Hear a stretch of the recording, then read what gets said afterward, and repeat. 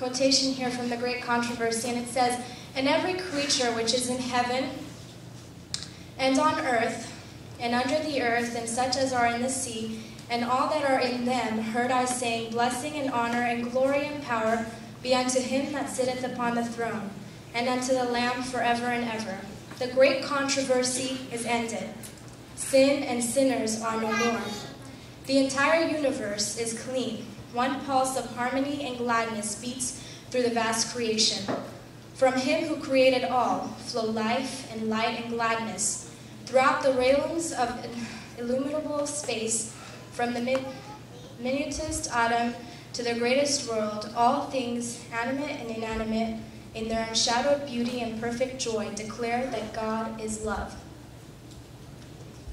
In this world, pain and fear, death surround us. And there are millions of people who are desperately trying to survive just for another day. We all wonder as we see the destruction, the devastation of a world without God, who sees us? Who hears us? Is there a God out there who really loves us? Sometimes we become so focused in this life, we get so caught up, we lose sight of the big picture. That there is hope, there is that light at the end of the tunnel, there is faith, there is healing, there is love, there is someone. Maybe you haven't felt God's love. Maybe you feel alone today. Thousands of people around us have no direction.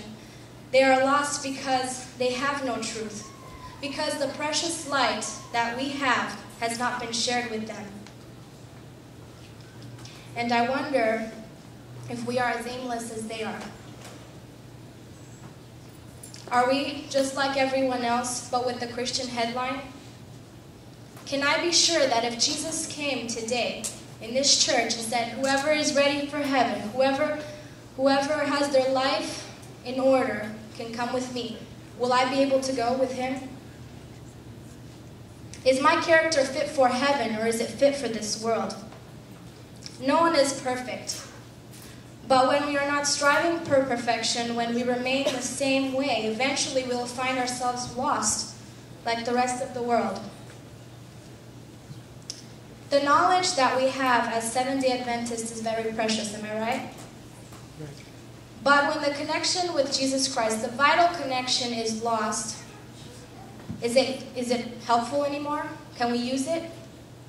No, it is helpless and useless. I wonder, where is that fire? Where is that unity? Where are the soldiers ready to march, ready to fight for the cause of Calvary? Where are we today as Christians, as a church, and as individuals? Am I making progress or becoming more and more a part of this world? What is our destination? Because if heaven isn't our destination, we are all wasting our time. I've heard this saying many times, that the so-called fake Christians are the most unhappy and unfortunate people, because they will lose heaven and they will be miserable trying to live two lives in one. We can come to church every Sabbath. We can keep health reform and dress reform. We can give tithes and offerings, and that's all good. But that is not what's going to save me and you. We need a relationship with God. We need to be close to him now. If we don't have that relationship, we will lose heaven.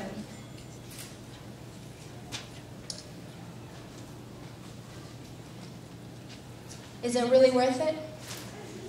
Is it worth losing heaven for this?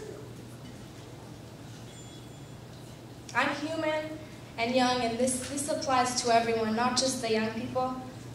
But I especially want to appeal to you. I know what it's like to want to have fun, to do the things that seem appealing to us. But the truth is, when the music dies down and the crowd fades away, and our so-called friends are gone, we are alone. And we try to find more and more things to fill that empty place in our heart. But the truth is, you never will.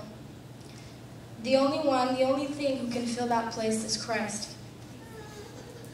I made a decision about 2.5 years ago, and it was the best decision I've ever made. I, like any other person, had been trying to satisfy myself and my life with the things of this world.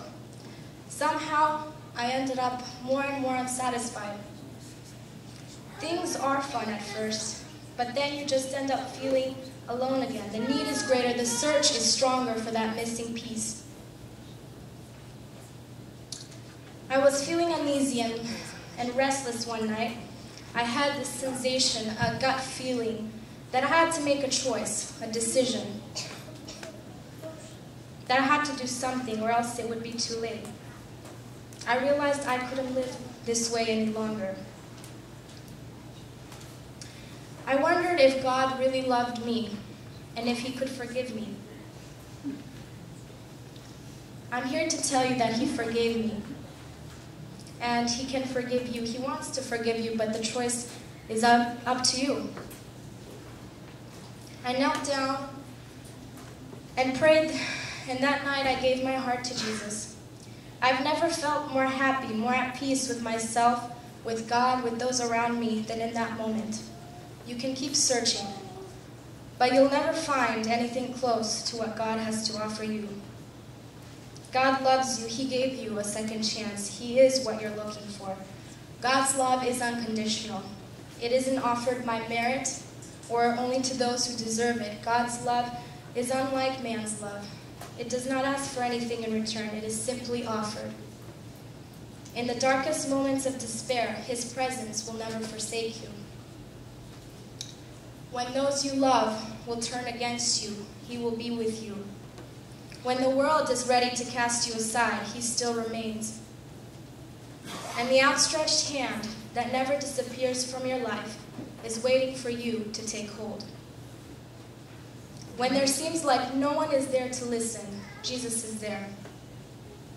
When there seems like no one is there to feel our pain, Jesus feels our pain. When there is no one to see our tears, He sees our tears.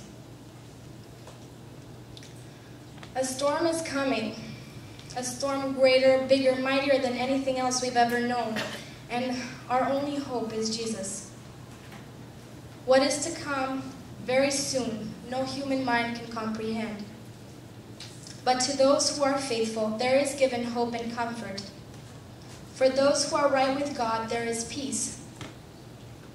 No fear should exist in those who trust the Lord and do His will. Those who are ready for heaven today will make it there tomorrow.